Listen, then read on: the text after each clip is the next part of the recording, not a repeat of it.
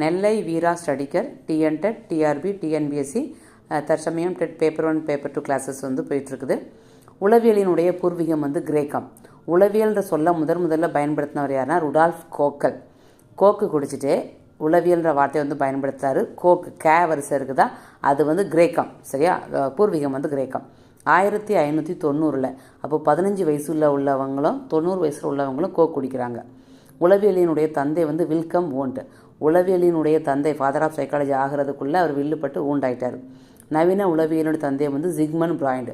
Modern psychology வந்து ரொம்ப சிக்கலானது. சரியா, மண்டையை பிச்சுக்கலாம். சரியா, உளவியல் வந்து கிரேக்க மொழி சொல். அதை வந்து 2ஆக பிரிக்கிறாங்க, சைக்கி மற்றும் லோக்கஸ். இதை வந்து யார் குறிப்பிட்டதுனாக்கினா 1948 உட்ஸ்வர்த் வந்து குறிப்பிடுறாரு. சைக்கி அப்படின்னாக்கி உயிர், ஆன்மா, மனம், ஆவி, சுவாசம், சுயம், பின் உணர்வு. உயிர், ஆன்மா, மனம், ஆவி, சுவாசம், அது இம்பார்ட்டன்ட்.